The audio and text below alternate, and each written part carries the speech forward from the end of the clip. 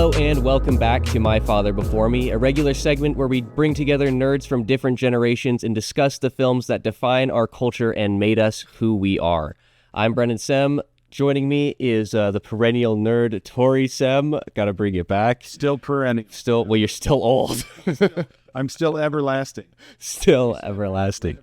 Yes. You just feed me that one. I think I might change your contact name in my phone to perennial nerd. Yes, so the second one back, what are we going to be discussing today? We are going a little different. I made you watch a romance. No, we are going to cover John Carpenter's Starman. Ooh. Starman is a movie that I remember as a kid watching. At the time, I didn't know it was a John Carpenter movie, and you probably wouldn't if you did. Yeah. But, you know, it was a movie that was around quite a bit. Of course, Jeff Bridges. So we had to bring that in because you just had a video discussing Tron and that sort of thing. I think eventually we'll cover some Tron stuff. I just thought it was a fun way to pull that in. And I think it might be a good send-off. Now, we've done a John Carpenter movie already with in our Legacy podcast with the Big Trouble in Little China. Yes, classic. Favorite John Carpenter movie, but we'll run with that. So we thought we'd keep on rolling here.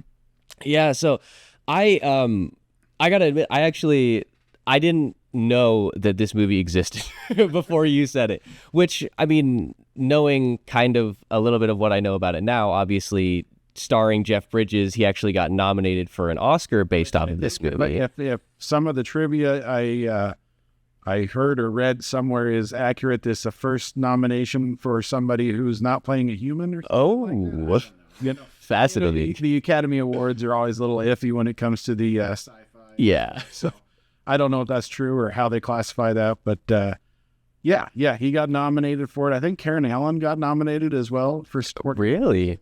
I thought I saw that. Here we go. See. Oh, yeah. Swap to IMDb. No, I guess I'm thinking of the Academy of Science Fiction, Fantasy, and Horror Film. Yes, the Saturn Awards, a very prestigious organization. Their website is not very well laid out at all. I went to it once. It looks like it's from the 90s. It's terrible. We should offer up our service. Cybernetically enhanced helper monkeys. But Starman, was definitely one that I remember as a kid.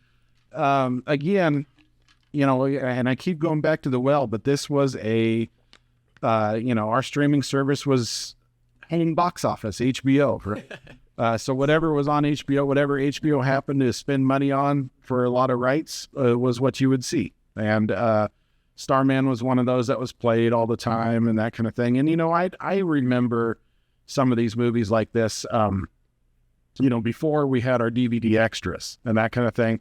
HBO would do their little making of features that they would throw in there. And I remember watching this one, and stuff. And it's just kind of a fun little thing. So came out in 1984. So, I would have been about 9 or so. So it was family friendly enough, I guess. So this would have been, sorry. So to place this in our nerd chronology, this would have been the year after Jedi, because that was 83, right? Right. 1984, arguably one of the best years of movies ever. Back to the Future? Back to the Future. No, that's 85. Oh, my bad. You just got to get back to 1985. Oh, sure. That's right. Sorry. I'm sorry. 84 was what? Gremlins. It was Temple of Doom. It was Ghostbusters. 84 year for movies. So, but yeah, this is another one that came out then. And again, it's a sci-fi type of thing, I guess. Yeah. Yes, it is. It's sci-fi in the sense that there is an alien and that he has some alien technology. But apart from that, it is, you're right. I mean, it's just a romance story of this widow who has come into contact with something that has the facsimile, the form of her now late husband. And she's got to, come to terms with that so that he can return home. Right. And it's honestly a pretty good story. I mean, it's sort of a kind of a basic plot point, vaguely similar to some other alien encounter stories. After this one, you'd get Mac and Me, right? And I will say, the reason this came out in 84 is because the company, I think it was Warner at the time. Now I can't remember. I could be wrong on that one, but they had E.T. came out in 82. Okay. And this was done about the same time. Columbia. So this was done about the same time. So it sat on the shelf for a couple of years. And I think if I remember right, the trivia said that they sold it off or dumped it off to somebody. I can't. Oh, really? Yeah. So, I mean, we had E.T., we had Starman. A few years later, we had Mac and Me. We had, all these ones where the aliens were coming down and doing their thing. So, and of course, they all had their topics to discuss about how, and this one, a focus is on how we're a primitive race. Yes. Could do without the commentary on hunting, but, whatever, you take what you get. Right. I don't know if you want to jump into this scene with the deer right away, or if you want to save it for later. But so I guess spoiler alert: there's a dead deer, and somehow Jeff Bridges' hand glows really bright, and then the deer's alive. So he's got the little magic balls. Oh, is that why his hand was glowing? Little magic balls. Oh, So, okay. And these magic balls, all of a sudden, they're like the iPhones of the day. They do anything you want. Yes. First, he was using it to communicate, and then he was using it to, I think at one point he uses it to put a shield around him. Yes. Drives into it. The dumbest scene in the movie, but geez. But yeah, so, I mean, he was using his little magic balls. And, of course, it's foreshadowing because then they get into the thing with the miscommunication. Yeah. With the cops, and she gets shot. He brings her back to life with the magic balls, Yeah. So there's something to that. And there's one at the end, which will lead into something. Perhaps. Yes, it's whatever that technology is, because he's not a primitive race. They have great technology. He's able to use that to magically bring things back to life. Yes. Well, and so apart from the magically bringing things back to life, I think the idea of the MacGuffin technology, it's actually kind of cool. Some of the stuff he does with it is pretty interesting. Obviously, the communication is sort of an obvious thing, but I really like it. Is it even like maybe the first scene where we see him, where he uses the balls, the beads, to, I guess, map out the body of Jeff Bridges as an adult and as a child? Right. Yeah. So what I've gathered is that he is this being of energy, right? I don't know if they've evolved past the need for a body or what. Right. Whatever this alien race is, they are beings of energy. And he flies in there and he gets the DNA from Jeff's hair. Yes, which was it was a pretty cool scene. And it's actually kind of interesting because they do point out later that, he says, the line, I look like Scott, right? And she mentions, yeah, but your nose is different. Well, that's because the DNA doesn't show the broken nose. Right. And that kind of thing. So, it's kind of an interesting thing there. And then, of course, you get the baby growing. Yes. Which is a little freaky. But. Yeah. Well, yeah, I would imagine that must have been pretty scarring as a child. But it was a pretty cool effect, Yeah, for 84, it looked pretty good. And, of course, John Carpenter coming off the thing. It's creature effects. Sure. That kind of thing. Was that 82 or what year was that? I think so. In fact, I think that the main reason he did this movie is because I don't think the thing went over good or something. He just wanted to change things up a little bit. Right? Oh. Yep, it was 82. I didn't mean to do that. So the reason he did Starman was to come in here and try something different, not stick with his thing. Now, I know that I think in one of the trivia, it mentioned that he wanted Jeff Bridges to be in the thing. Oh, really? And in the Escape movie. So he really liked Jeff Bridges. But then, of course, Kurt Russell got the part in both of those. So I guess he kind of stuck with it. So I'm fairly, I mean, I know who Jeff Bridges is as a person, and I've seen him in some things, but I'm fairly unfamiliar with like his filmography. Was he out like in the zeitgeist prior to this? Why did John Carpenter want him in so many things? Let's see. Well, when was Tron? So he had his Tron thing, right? That's his of course, his big one. It's not even known for Tron. Yeah, that's insane. I don't think IMDb knows what he's known for, but This is not helping me out. It's down there a ways. Tron Legacy, of course, but he's just Here we go. 82. yeah. So 82. So he had Tron coming. Before that, yeah, I'm not seeing a lot else in there. Oh, so this would have been the same year as The Thing. Yeah. So Tron and The Thing are coming out about the same time. Jeff Bridges comes out now. Of course, the reason I know Jeff Bridges is from this. Sure. Tron, right? Because for me as a kid, I would have seen those both about the same time. Right. So all of a sudden, Jeff Bridges is this great guy to me because I'm seeing him in all these sci-fi things, right? Yeah. Okay, so The Thing came out the month before, basically like a week before Tron. So I guess he just barely missed him, presumably. Of course, you never know with shooting schedules and stuff. That so yeah. If I'm thinking of if I'm thinking of me as a child, The Thing wasn't my thing. Yeah. I told you before, I was never much for horror or slashers or anything like that. That wasn't me growing up. I'm still not super into the horror stuff. I'm a scaredy cat. But so this was more my thing. Tron, Starman, Star Wars, of course. The stuff that's more family friendly. That was me as a kid. So this is stuff that I kind of latched onto. And of course, Jeff Bridges, I think he does a great job in this. It said in the trivia he studied birds. Spoke with an ornithologist in order to get the movements down, which, it's kind of fun. Yeah. Just learning how a body moves and stuff. But I thought he did a great job in it, and I really liked it. And of course, like I said, it stuck with me as an adult all the way through. Yeah. Well, so I'll say I liked him too. Obviously, I thought he was really good in this. I don't know, and maybe this is just maybe my expectations are too high. And I don't know if it's like necessarily like an Oscar-worthy role. Like, I don't know. I mean, there wasn't much depth there is the thing. When I think Oscar nominations, I think you want somebody who shows a lot of range. Right. Well, and it's, an impressive portrayal of an alien, there's no range. Well, we don't have any reference. Maybe he was a completely accurate alien. That's very true. Exactly how we don't have a lot of reference when it comes to the alien lifestyle. Yes. It's possible that he was completely accurate and deserved that award. I don't know when he was won that year. I think I looked it up, and it was I don't remember his name. It was Amadeus. Right? Yes. I think I looked that up. Yeah. F. Murray Abraham. That's right. F. Murray Abraham. Which I haven't seen.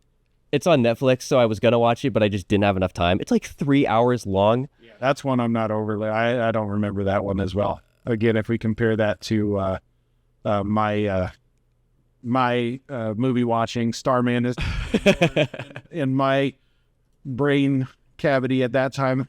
Then Amadeus. Yeah, we've got quite a weird range of films here in the leading actor. Amadeus, obviously Amadeus Mozart. Right.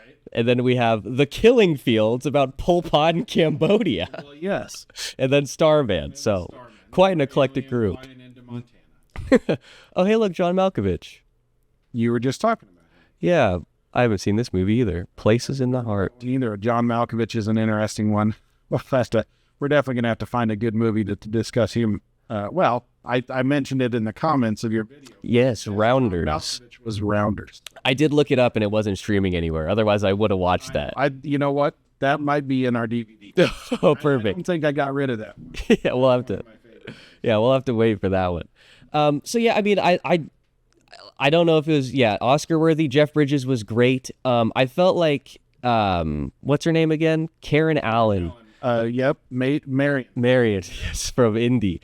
I thought she had like a few moments where I thought she really shone, but other than that, I felt like it was more or less just It's a pretty straightforward road trip. And again, when we get into these, obviously since then, there have been, movies that have probably done a similar road trip kind of. There's road trip movies out there that have done it better. There's Fish Out of Water movies that have done it better because they built on this kind of stuff. Right. So that's always the difficulty when we go back and watch these. I mean, yeah, she did good. Of course, she's just coming off of Indiana Jones.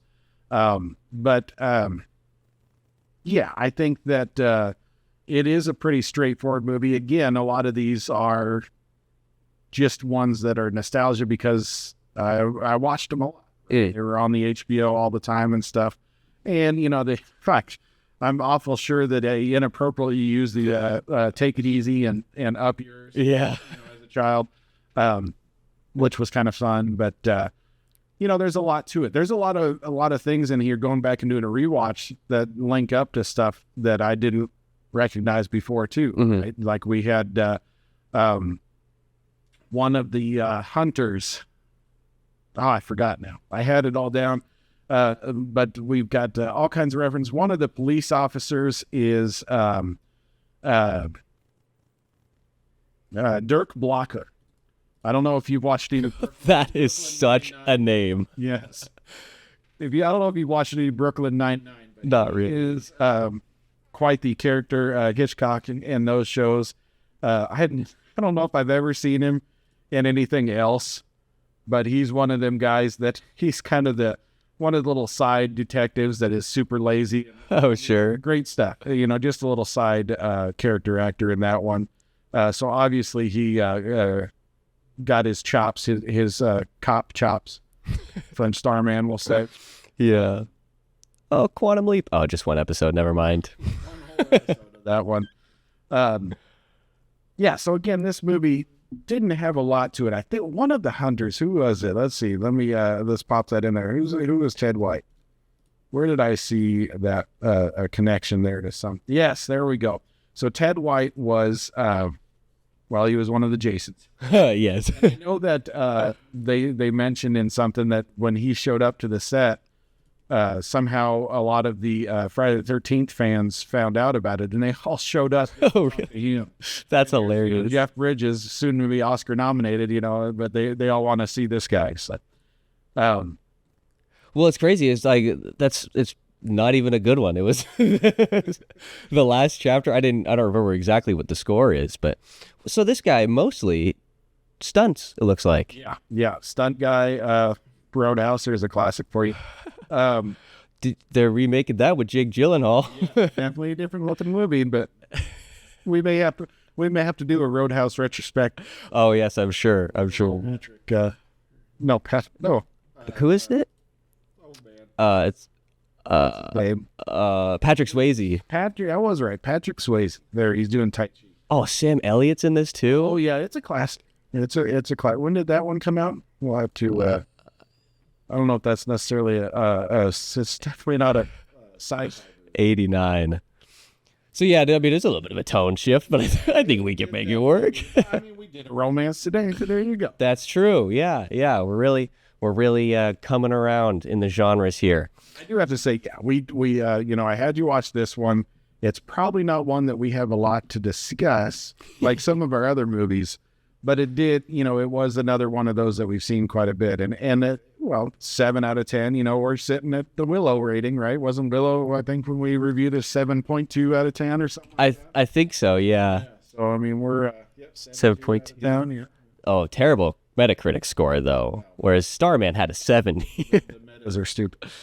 So this came out a couple years after Starman. Right. So if we're comparing this to at least the other 80s sci-fi that I remember us really reviewing is Last Starfighter, which you actually just brought the DVD for. Right. I haven't seen Last Starfighter for quite a while, so maybe my opinion would change. But while watching this, I did think this is maybe a little bit more enjoyable than Starfighter. I mean, it's done as a down-to-earth story. Gee. Right? I mean, it's done as a drama, so I mean, excuse me, right off the bat, you're looking at that, and there is the progressive story to it where, you got to think of the filmmakers when they're and again, this John Carpenter, Last Starfighter was, I don't even remember, right? And again, it was a different audience they were shooting for in that, even though this is a sci-fi film with Starman, we're looking at an audience where they're looking for that. Right.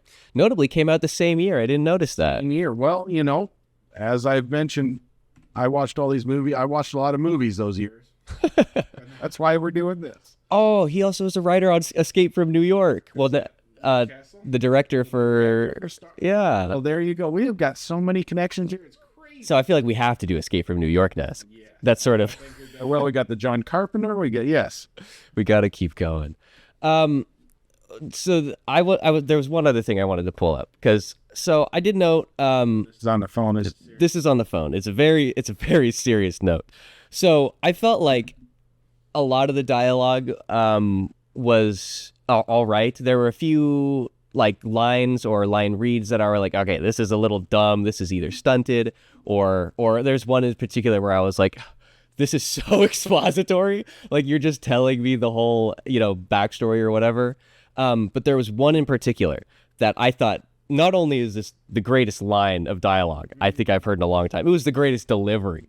So if you'll allow me, I'll put myself in the space. it's when so I don't remember exactly what's going on, but Karen Allen and Jeff Bridges are in the orange and red.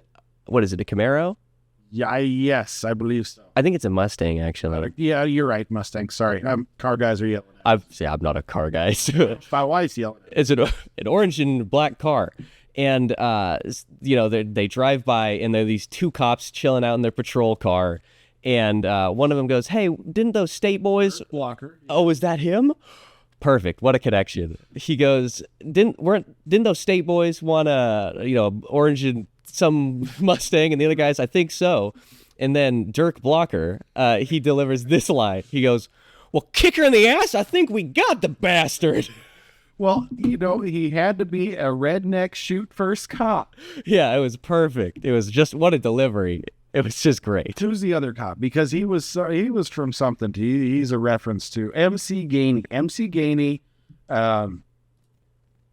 he is quite an actor. He's from, I know him mostly from Con Air. Oh, okay. He's the crazy guy, the pilot or whatever. The inmate who takes over is the pilot. Okay. But he was also in a film. Man where I'm not gonna remember this one, where he's running around with his wang out. It's quite a show. An old one? What? It's got Starman in it. From Tobey Maguire, Spider-Man. Yeah, what's that guy's name? Oh, we're doing really bad right now. Here we go. Thomas Hayden Church. And there is it's a Sideways. That was it. Yes, that's got MC Gainey in it as well, I believe. It's kind of an indie off film or something. I think there's a scene in there where he comes running out of the house naked. It's quite a shot. But anyways, MC Gainey. So again, a lot of people in there that you're just pulling in from other places. The gentleman who on Starman, I'm back to Starman now, even though I'm rambling. The government guy who turns out to be a little nice at the end. Oh yes, Mark Sherman. I know him from Untouchables. Yes. He's excellent in Untouchables and stuff. So, yeah, a lot of people around that area that are just popping in and stuff. Yeah. Well, so my most notable role for this guy, Charles Martin Smith, probably his greatest role. He was in one episode of Psych, of course. He's a star in an 80s movie. He's got to be. Well, it's going to be fun to go back and watch that episode now because which episode is it? It's an Alien episode, of course. It's a Starman reference. If you remember, it's the one with Freddie Prinze Jr. is like a jock who's like a secret nerd, and so they like hack into NORAD. But this guy, Charles Martin Smith, he plays a lawyer who's obsessed with aliens, and he's like known as like a local crazy guy. And so, yeah, obviously a Starman reference there. He works for SETI in Starman. I'm sure there are more references, but the only one that I can remember off the top of my head watching the movie is in like one of the final scenes of Psych. He's like just got a cigar. He's just chomping on a cigar. Yeah, there you go. Yep. Very notable. Yeah. So, I mean, and I feel like, he was one of those character actors maybe you see popping in other things. Of course, American Graffiti. He was big with, there you go, we're back to Harrison Ford and our Star Wars connections there. And I guess maybe American Graffiti should be more of a George Lucas connection, but I'll bring in Harrison Ford. He counts. Ron Howard is in this. Yes, he is. I didn't know that. Sorry, go ahead. Yeah, so I mean, again, this movie is what it is. It's a again award-winning cultural touchstone, let's say, but again, one that you didn't know. So Yeah, that's what I was surprised about. Like I never heard of it, which was weird considering the fact that, like I mentioned earlier, there was the Oscar nom. I would think, I mean, I don't know that many. You would look in as much as you would catch news about Jeff Bridges. I'm surprised there wasn't some reference. Now, I mean, he's been nominated, Best Actor for other things, True Grit, stuff like that. So I mean, he's obviously had plenty of other accolades. But so maybe nobody comes back. Yeah, it is. So yeah, but yeah, that's a good point. I mean, granted, the article most of the stuff I read is related to Tron. Go listen to that episode. But yeah, it's weird that there's no reference just at all. You would think, granted, with Tron, you'd want to reference his role in Tron, but Starman, another sci-fi that yeah, I don't know, a little bit of a sci-fi cred there, but then I mean, obviously everybody thinks of Big Lebowski. Sure. Contender, that's a great movie. You should check that one out. Yeah. Okay, so he's only got actually the one win for best performance in Crazy Heart. Okay, that's the one where he's a country singer or something with I think it is Maggie Gyllenhaal. Oh, whoops! I hit the wrong button. That's the wrong one. I mean, obviously, he's an aging country singer. So yeah, Maggie Gyllenhaal. What was she in? Oh, Batman. Yes, The Dark Knight. She got blew up. Yeah. R.I.P. Never forget. They brought her in to blow her up. Right. So, but yeah, so wow, yeah, quite a few nominations. Jake Gyllenhaal's sister. So there you go. Oh no, they're Roadhouse. All right, so we gotta watch this. Oh man, yeah, there's quite a few connections. Has she done like a lot of other stuff? I'm really unfamiliar with her, I guess. I'm not on the right screen. Secretary's most known. It's kind of a weird. Yeah, it looks like a sort of. Yeah. Of course, 2002. That might be towards the beginning. 2000 comedy, drama, romance. Oh, I feel like that one went a little off the rails. It's one of I think it's one of them sexy comedies. Well, I mean, yeah, I mean that's probably a good guess based off of this still. Yeah, that makes me a little uncomfortable. She got to close her eyes a little bit. Jeez. There was one other thing specifically I wanted to note about Charles Martin, or was that his name? Yes. Charles Martin Smith. Sorry. I thought he was some more awkward line deliveries, but he was another part throughout the whole movie that I really enjoyed. Yeah. He was fun. His interaction with I don't know what his actual position, but the higher up government official. Right. It's towards the end of the film where the other guy like takes the cigar out of his mouth. Right. I don't want to stoop to symbolism. Yeah. Yes. Yeah. Blows the smoke in his face. Yeah. That was fun. Yeah. He's definitely, that government rebel that we all like. Yeah. Yeah. Definitely a turnaround. Yeah. In the beginning, I sort of thought he was going to be a sort of antagonist throughout the whole thing, sort of hoping to dissect Jeff Bridges. He's the one, that you think of, that I'd like to think, if I was in that position, I would be, because he's just more interested, right? Yes. He's the one who points out, we sent out this recording and we asked him to come, what can we learn from him? What can we, and then of course he doesn't like the straps, tie him down and do the autopsy, right? So he's the guy that you kind of want to hope that if there are people in government and we have an alien encounter, he's the one Yeah, well, yeah, he's the moralist scientist, not the politician, not the general. Guy, right? He's the, Star Trek is living in harmony with all these non-human races, right? He's the guy that we want. Yes. Doing that kind of thing.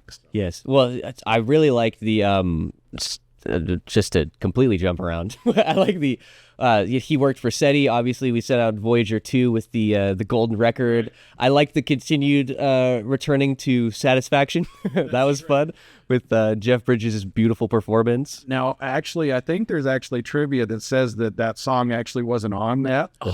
We sent him some other song. That's lame. Bad, because it's a great song. Yeah, that's definitely songs. So at the beginning, they're showing she's watching her own movies while she's sad, and they are singing "Dream, Dream, Dream" or whatever. Oh, sure. I guess they actually released that. It did pretty good on the radio. Oh. The two actors released that soon. Well, cool. Yeah. But yeah. So we're continuing our theme from last episode of music coming through out of the movies with Tina Turner. Yes. Oh, geez, I just lost it. One thing I wanted to point out is, at the end, he said, I gave you a baby. I can't remember exactly how he worked. Right?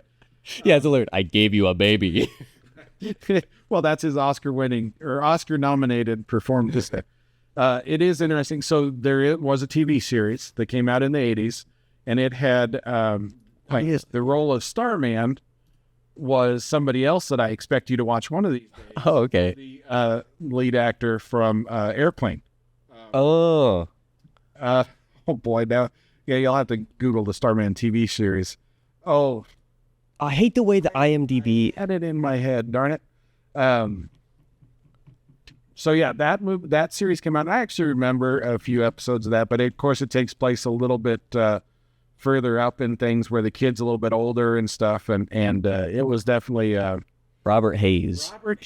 Darn it, I knew I was on that, But I think we watched some episodes of this when I was a kid, couple years, or maybe that's just one season. I don't know, but I've told you that I expect us to do the Airplane movies one of these days. So. Yes. We definitely have to get on this.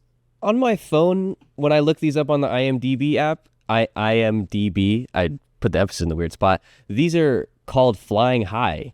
The first one's Flying High and the second one's Flying High 2. Have you changed the location on your phone so you can get weird things on Netflix? No. No. That's interesting. Yeah. So yeah, on the IMDb app, it says Flying High and then it says formerly known as Airplane. That's interesting. Now, I've never heard of that one before, but there you go. 7.7. That might be one of the highest rated shows that we do on My Father Before We. I don't know. It might. What are some other? Is it? That infamous website we keep talking about. We may have to have a little wiki or something on there. So. Yes, absolutely. Oh, no. Man, I'm stuck. I'm trying to think of what are some other ones that we've talked about that would have been rated really highly. We're definitely gonna have to dig into that. Big Trouble in Little China was probably pretty high. Oh yeah, I'm sure. Man, yeah, a lot of those were so long ago that I don't even remember most of them. Well, we'll just have to start all over. Yeah, definitely. Well, yeah, now we're doing our John Carpenter retrospective. We'll definitely have to come back to Big Trouble at some point. Well, of course. And I keep seeing the comic books. I told you send you that comic. I keep seeing those at Krypton, so maybe I'll have to get it one time and we'll have to review it. Krypton is like Google. As soon as you share it, you're always going to see it. Yeah, pretty much. Yeah, they've got either that, or you always see the Krypton because nobody's buying it. Yeah, that's also possible. Oh man. Well, so all in all, I mean, I like this movie. I don't know if it's one that I'll necessarily choose to really come back to all that often, but definitely I thought it was fun. Like I said, on second inspection, I might like this more than The Last Starfighter. I'm not 100% sure. Obviously, I mean, they're very different movies, but as far as sci-fi goes. In your mindset, what you're looking for. Like I said, this is obviously a well-crafted movie by, a good director, a good team of people. Good acting, obviously a well-crafted movie and a different kind of movie, right? Whereas, like I said, The Last Starfighter or some of these other movies that I'm making you watch, they weren't shot for that kind of audience. This definitely wasn't a film made specifically for my age at that time. Sure. Right? It was more for my parents. But like I said, it's still something that I kind of latched on to again. Maybe it was the Jeff Bridges thing. Maybe it was, because he is kind of kid-like. Maybe kids kind of get attracted to that. It's just one of those movies that kind of, once you see it, it kind of sticks with you a little bit and is always there. One thing that I would have liked to see out of this movie, actually, so before I say this, can you remind me, what happens at the end? Does he just, float off? I don't think they even show him floating off. I think, it's kind of... that's right. It's the shot of her face. In there. That's right. Walks, it turns red and the spaceship's dropping ash or snow or something. Yeah.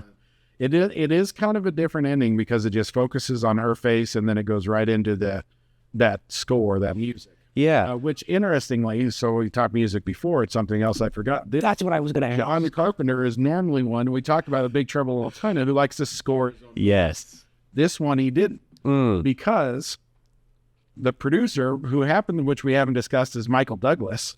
Really? Had another composer in mind who also scored Romancing the Stone, which is a movie that Michael Douglas made. Again, another one that maybe I'll make you watch sometime. Not a sci-fi thing, but it's one that I remember from my childhood. But, so, I mean, I don't know where he was at, whether it was some kind of a deal here, but he was I was surprised that, again, watching this as a kid, I didn't reference the fact that it was a John Carpenter movie and produced by Michael Douglas. I mean, these are names that you recognize now. Yeah, definitely. But I had never realized, and obviously it makes sense. Michael Douglas being the son of Kirk Douglas, he's got some Hollywood connections and money. So it is kind of neat that I didn't realize he was that much behind the scenes. Right. I always knew him as an actor. Yeah. Well, I'm Michael Douglas, another person who I'm, vaguely familiar with. I've obviously seen a lot of his stuff. Fatal Attraction is really good. I'm not familiar. Well, yeah, obviously, yeah, man. Just Fatal Attraction was just right there. Obviously, yeah, man. I was trying to find another quick nerd one, but I couldn't. Was Michael Douglas like a relatively well-known person in the industry at this point in time in '84, or was most of his stuff after this? You're popping that in there. I believe China Syndrome, wasn't that kind of a big deal at the time? I don't know. Like I said, being the son of Kirk Douglas, who is obviously a well-known actor, right? I'm sure that gives him some sort of a major connection there. I feel like, nominated. Yeah, there we go. There you go. So I mean, and that's 80. So a couple years before. And that would have put him on the map as well. I know him, again, probably the first place I know him from is Romancing the Stone, which we'll watch sometime. It's a wouldn't call it Indiana Jones, but it's a jungle adventure kind of thing. Here it is. And then the sequel the year after that is Jewel of the Nile. Danny DeVito. Danny D. Danny DeVito in here. Kathleen Turner. Yes. It was a big thing at the time. Oh, Robert Zemeckis. There you go. Yep. So there's your Back to the Future. We're bringing it back. We're bringing it back. See, we absolutely had a plan going into this. We knew. And that's why Starman is so big, because maybe the industry at that time was just a little incestuous. I don't know. Because it feels like we always find these connections everywhere. I mean, Dirk Blocker. But yes, Dirk Blocker. Man. So I don't know, I guess. I really did like that that final shot. I mean, okay, so I tend to comment on the cinematography of these films. There was nothing in here that was particularly amazing, nothing that wowed me, but there was two shots that I really liked. The one that we already mentioned, the final shot of the film, an extreme close-up of Karen Allen. I keep trying to say Karen Gillan, who's Nebula in Guardians. And it's a crane up, and it's just an extreme close-up. But the other shot that I liked was when, and again, I can't remember exactly where it happens in the film, but it's relatively early on. Jeff Bridges and her are in a diner, and she's planning to sneak away on a bus out wherever. And the camera is kind of removed, so we're seeing her discuss her plans and talking to this waitress and saying, "Can you give these things to the Starman?" And I really like the fact that the camera is so far away, because it really makes you feel like you're removed from the situation. It's like you're watching her leave rather than you're an active part of her leaving. And so I really like that, because obviously ultimately she decides not to leave and then comes and join out.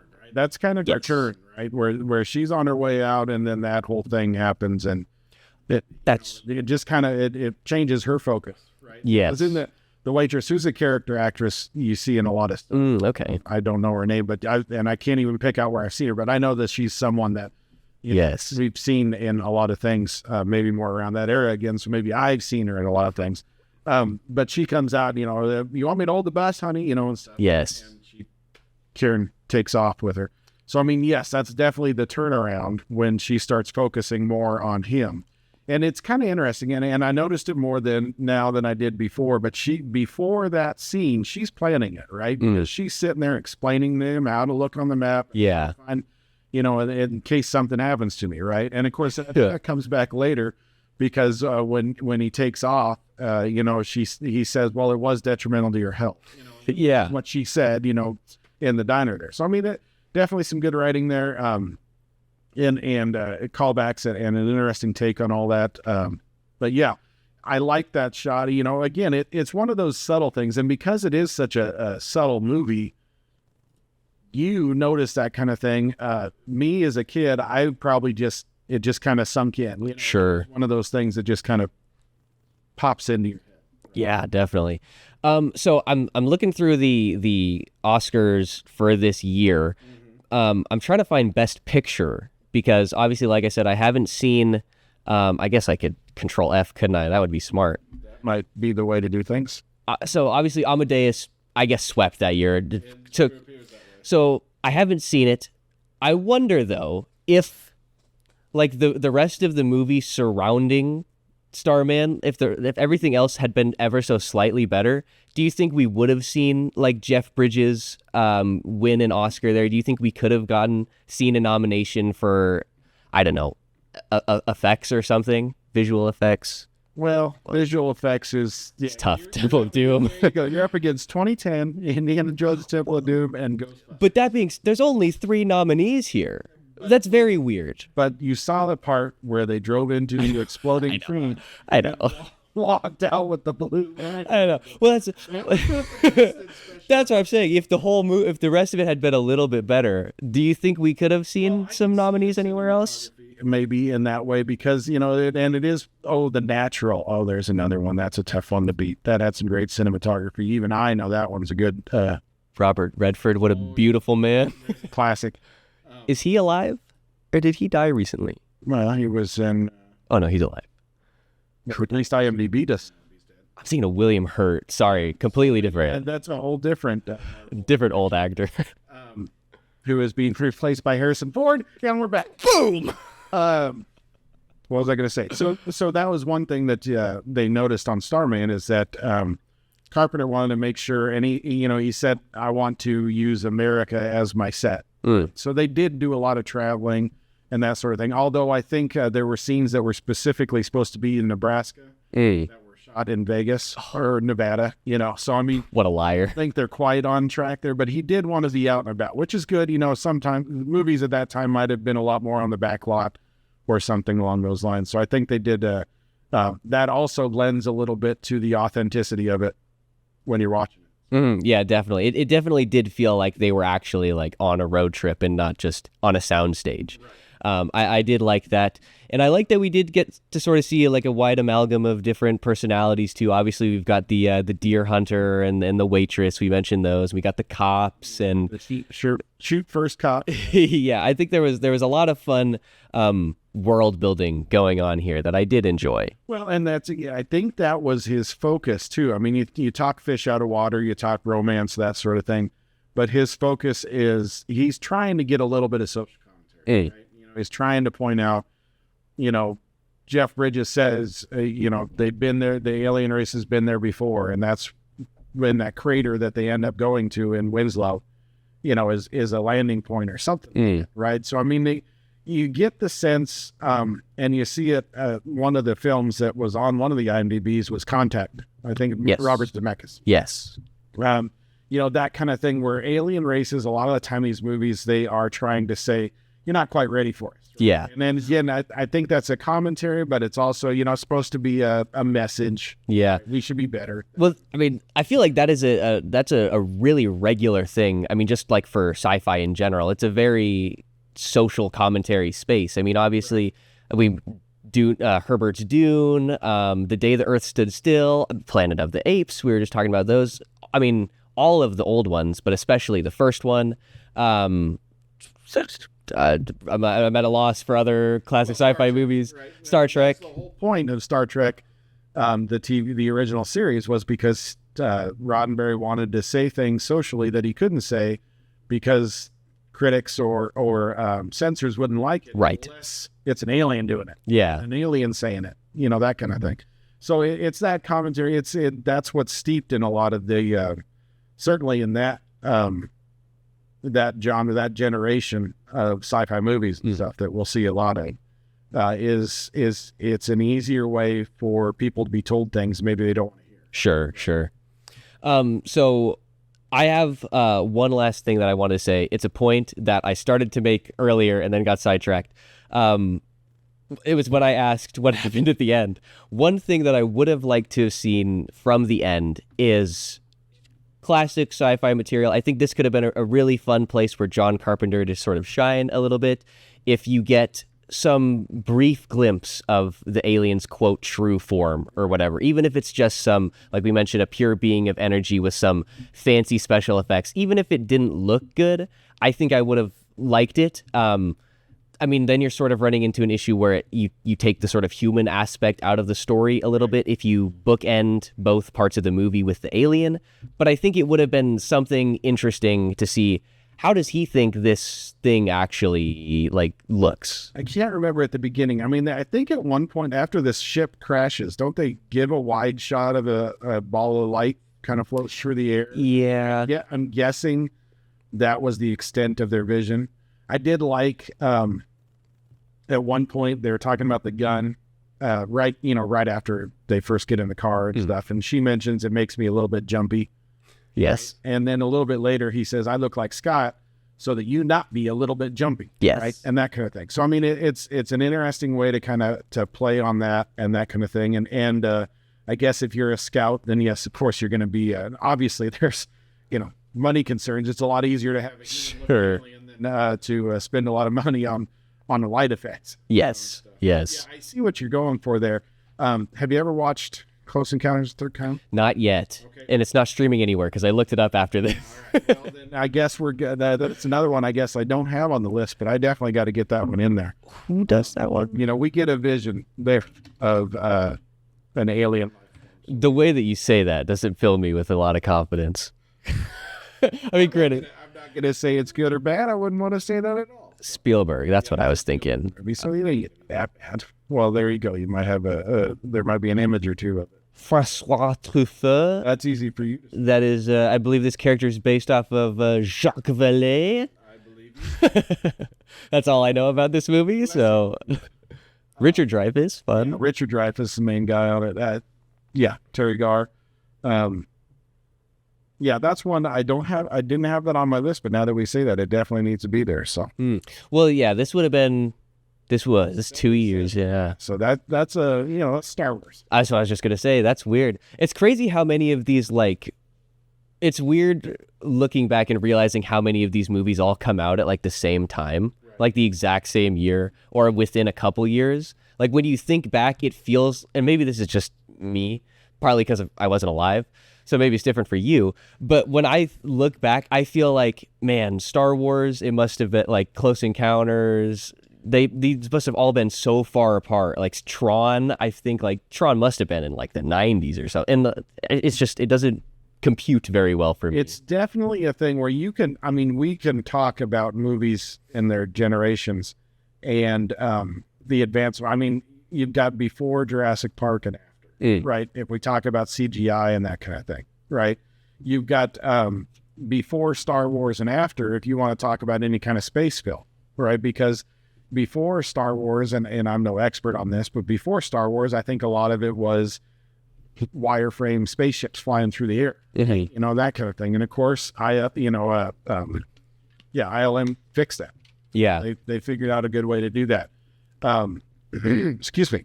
And, when we talk Star Trek, you've got that, you can definitely tell between the original series, even the motion picture and Wrath of Khan.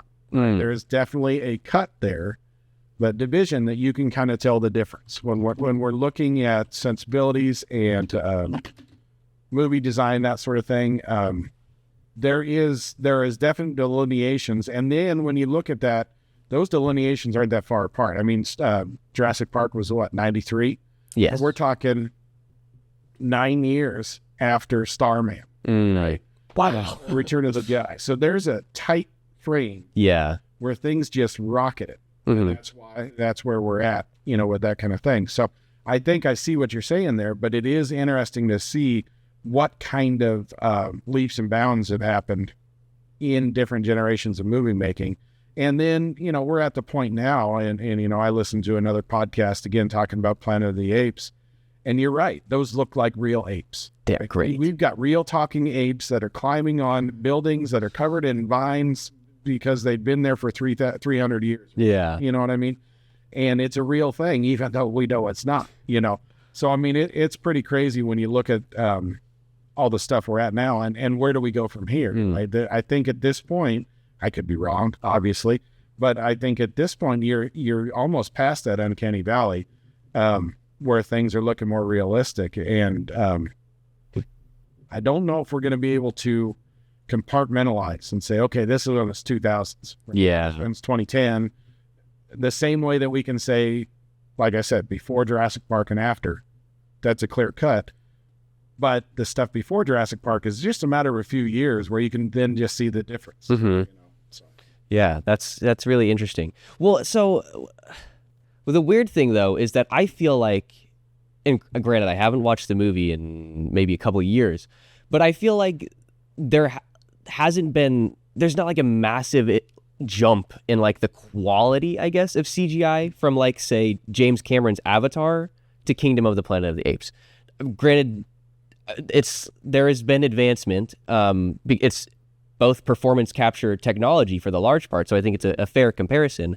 But it is obviously you're modeling different things, apes with fur versus big blue guys with skin. But it's like I feel like Avatar, there just hasn't been a massive leap, I guess, insofar as like I felt like I could tell, oh, this is a different era, I think where you see it is in some of the scenes. So, I mean, if we compare apples to apples, if you go back to Rise of the Planet of the Apes, you can kind of tell. You can tell that the technology's gotten better. Yeah, right? For sure. Just the way that the apes are, the little baby Caesar, or whatever. There are scenes where you can see that they just couldn't quite do it. Right. Yeah. I mean, obviously we're movie buffs. We enjoy it. We go and we know, and we can still get in the head of it and stuff. But if you're looking at it close, you can definitely tell a difference from that to that because they're the same thing, But yeah, it does seem like we're slowing down, and I agree with you. I mean, that's what I'm saying. At this point, I don't know if there's going to be that. All these movies, like you said, I mean, 84 had all those movies, 77, 84 had all those movies that you can tell. And it's amazing they were all about the same time, and there were some leaps and bounds in between them. But yeah, I mean, you go from Tron to, again, Tron was, and we'll look into this more, but it had some of the most CGI done at the time. I can't remember the exact quote. We'll dig into it. But compare that to Jurassic Park, which is, again, 10 years later, and that sort of thing. So it's pretty crazy when they are when you're talking about that time frame and how everything is advancing so quickly. Yeah, absolutely. So final thoughts on Starman. Back to Starman. Back to Starman. Not a special effects masterpiece. It didn't need to be. That's true. It's a heartfelt, it's a touching reunion. That's right. No, the reunion was the TV series. That's true. Karen Allen, they didn't pay her to be in this TV. Oh, really? It's easy to have a different actor for Starman because obviously he's just a different body. Yeah. So he found a different dead guy who just happened to fly here. He knows how to fly planes. So yeah, I mean, I thought it was fun. Definitely, I would say it's worth the watch. I mean, as far as like critically speaking, this is probably, if not the best, at least one of the best movies that we've reviewed. Maybe not the most enjoyable or the most fun. But yeah, I would say from like a technical, like, critic's perspective, this is easily has the best storyline, the best dialogue. I don't know about the best performances. Well, like I said, this is definitely something different this week yes. than what we normally do. Because we think about the movies that I was getting to watch, and Last Starfighter is a perfect. I said Starfighter is a perfect example of what you would think. And Yeah. this is just slightly different. Yeah, but yeah, I would say definitely. I would recommend this, especially if you are interested in doing a filmography retrospective. That was really hard to say, of Carpenter or Jeff Bridges with the upcoming Tron Ares. I think it's worth it. It's a fun sci-fi alien encounter flick, and which, frankly, what was the last alien encounter movie we had? Was that Arrival in like 2016? That's the one where they're talking with circles. I think so. Yeah, with Amy Adams, and the aliens are like weird tentacle monsters or something. See, no, it's not as much fun because he can't even tell them up yours. That's true. They don't have fingers. It's not. It's not the same for up yours. But this is that's why I was thinking about it. It's directed by Denis Villeneuve, sci-fi king. But yes, I would recommend it. I think it's worth the watch. Anything else to add? I don't think so. Okay. I'm looking forward to a John Carpenter retrospective because even though some of the other ones aren't ones that I necessarily saw, well, there's connections. We'll dig into them and stuff. So I think it'll be fun to do that. Perfect. All right. So join us in 2 weeks when we will be reviewing another John Carpenter movie. Is Escape from...